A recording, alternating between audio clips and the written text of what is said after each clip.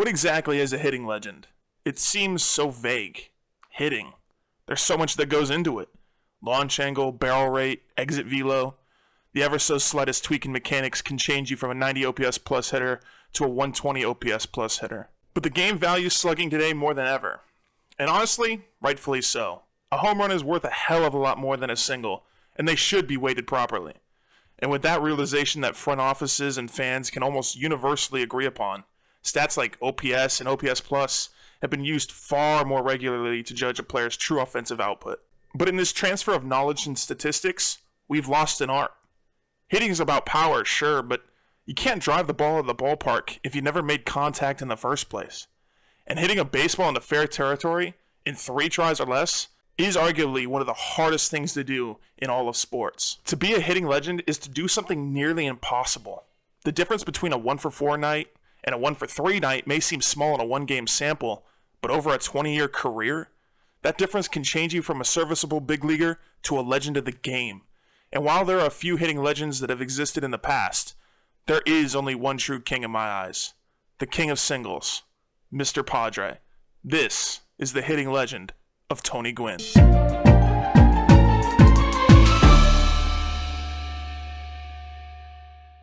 Tony Gwynn was born on May 9th, 1960 in Los Angeles, California. His parents, Charles and Vendela Gwynn, reportedly instilled perseverance, hard work, and dedication into their children, including Tony in all facets of their life.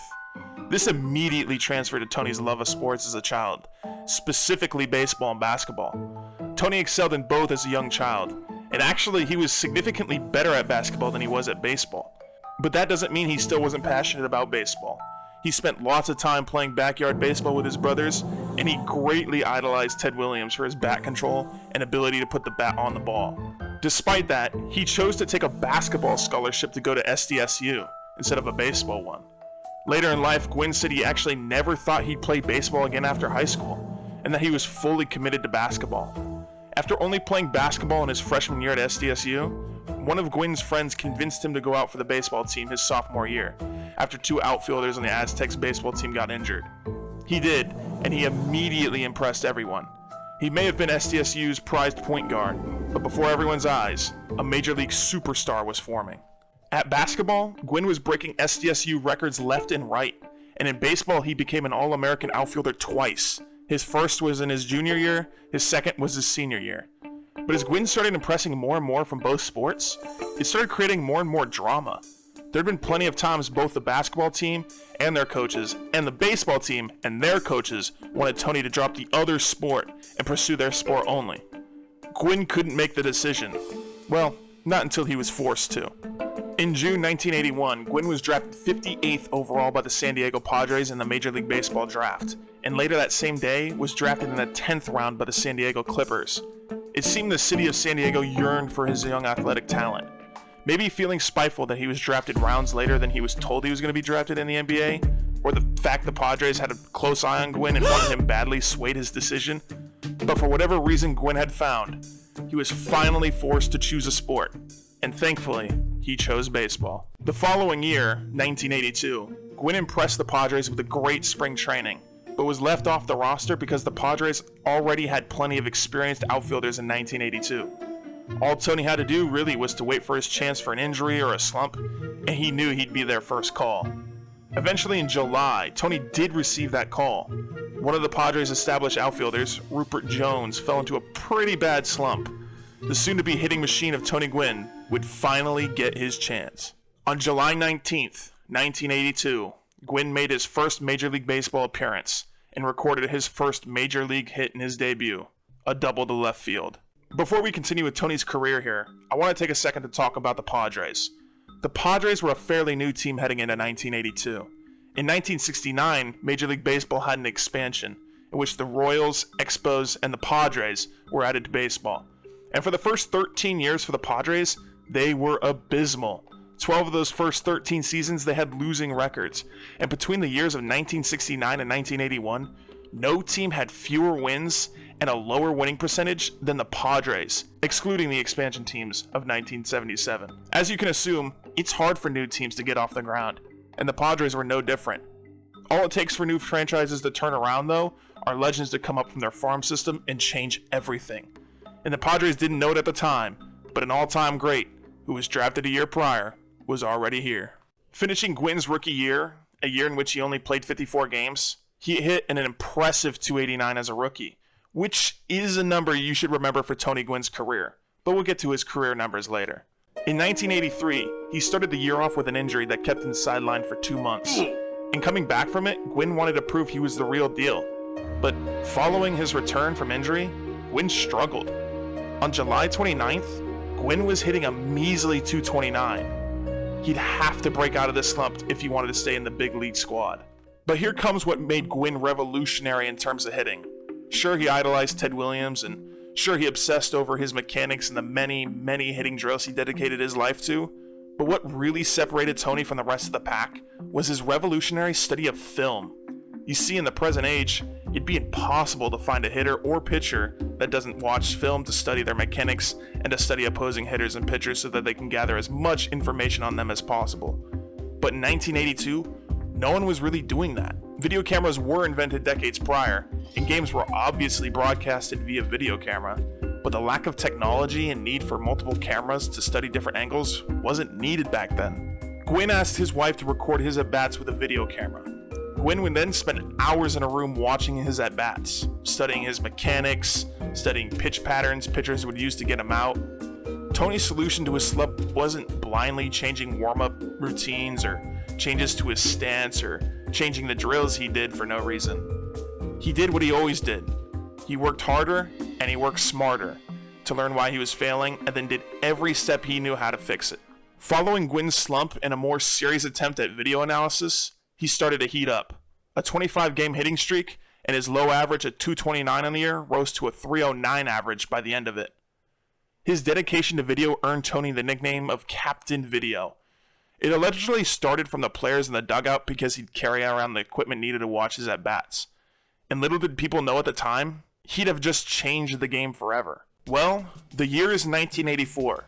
In the previous 2 years, Gwynn played 140 games with a career average of 301 and an OPS plus of 106. The Padres finished both of those years with an 81-81 record and still searching for their first franchise playoff berth. But Tony Gwynn is about to go nuts, because 1984 is his breakout year. The leadoff hitter in front of Gwynn, who batted second, was Alan Wiggins, who wasn't particularly great at getting on base or hitting, but what he did do was steal. Wiggins stole 70 bags in 1984, which made him a huge steal threat. To counter Wiggins' steals, opposing pitchers would throw fastballs to the hitters behind Wiggins, which just so happened to be Tony Gwynn. Gwynn was fed an extraordinary amount of fastballs in 1984, which he severely capitalized on. Gwynn dropped 213 hits and an unbelievable 351 average in 158 games for the Padres in 1984. And despite the fact he only hit 36 extra base hits that year, he still hit for a 141 OPS plus and stole 33 bags. The young Gwynn, along with a few other rising Padres superstars, led the Padres to a 92-70 record, which was a franchise best and enough for the Padres to make their first ever playoff berth. You see, in 1984, the postseason worked a bit differently than it does now. When the expansion in 1969 happened, the one that added the Padres to baseball, it created divisions in each of the American and National League. There was now an NL West, NL East, an AL West and AL East following the 1969 expansion. So naturally, there was only 4 division winners with no wild card, meaning there was no division series at the time. So the Padres faced the Cubs in the National League Championship Series, which was only a series of 5 back then. The Padres reverse swept the Cubs, and Gwynn batted .368 in the National League Championship Series, which, of course, he did. Left field. Hard! Sandberg over his head, right center field, base hit. 1 run will score. Mola is slow getting it. Here comes Wiggins. Here comes the throw to the play. He's set. The third is Gwynn. 5-3. The Padres won the pennant for the first time in franchise history and went on to the World Series against the Tigers, who were the Titans of baseball in 1984. Unfortunately, the Padres and Gwynn weren't able to take down the beast of the AL. The Tigers in 1984 had plenty of recognizable players such as Alan Trammell, Jack Morris, and Kirk Gibson, and their '84 team still to this day is regarded as one of the greatest teams to ever be assembled. They were 104-58 in 1984, and they just swept the Royals in the American League Championship Series. The Padres couldn't stop the D-Train, and the Tigers won the World Series in 5 games. Despite things looking up for the Padres, they had the displeasure into running into one of the historically best teams of all time in the World Series. Gwynn finished 1984 with the aforementioned .351 average and 213 hits, both which led baseball that year. He won the batting title, a Silver Slugger, and made his first All-Star Game appearance. And look, dear viewer, Tony Gwynn played 20 years in the big leagues. I highlighted his early days and first couple years so that you could get a grasp on the league around him and the situation he was in. But we'd be here for hours if we talked in length about every one of his years. Tony Gwynn lit up the league with what could only be described as inhuman-like hitting. The consistency, hard work, dedication, motivation, and skill that Gwynn brought to the table was just simply better than everyone else. Over the following 9 seasons from 1985 to 1993, Gwynn made 8 All-Star Game appearances, won 4 Silver Sluggers, led baseball twice in WAR. In 1987, he had a ridiculous .370 average. He hit an incredible .329 average with 1,677 hits in that span. He had nearly 1,700 hits in only 9 years.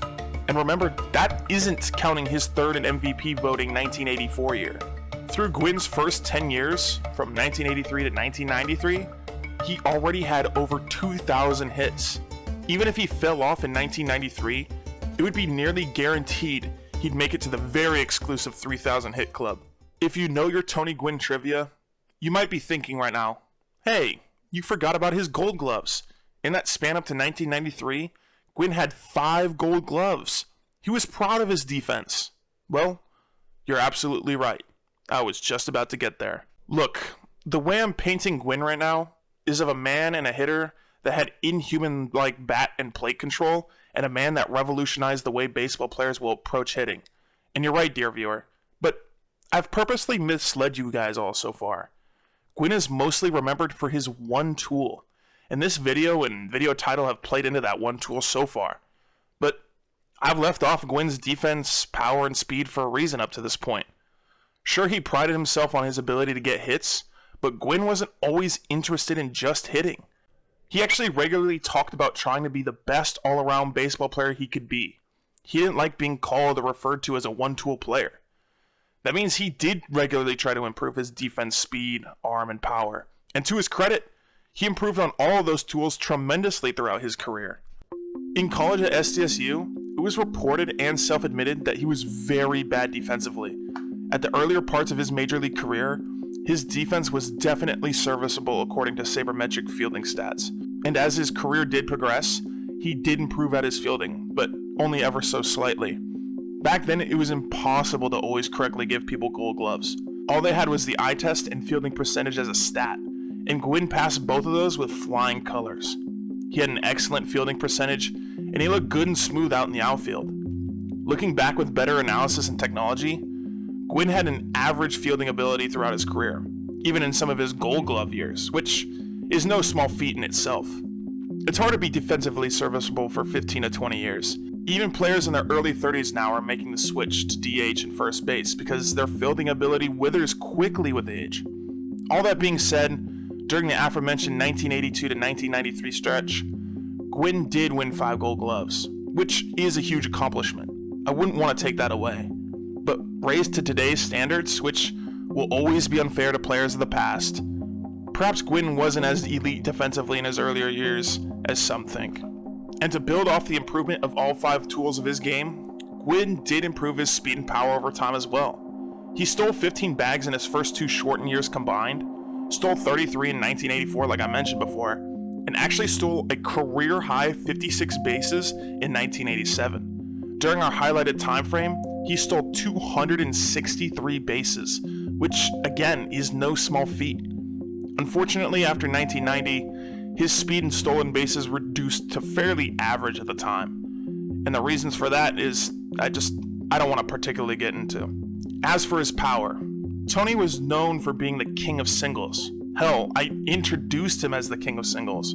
And for the first half of his career, he really was the king of singles.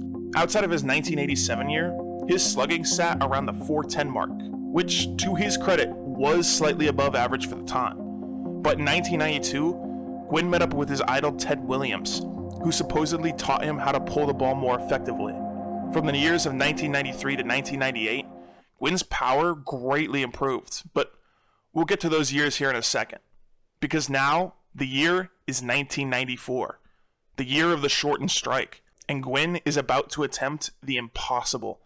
Gwynn is going to try to do something that only the greatest bat-to-ball hitters have ever accomplished. Something that his idol was the last to achieve nearly 50 years prior. He's about to make a serious bid at a year with a .400 batting average.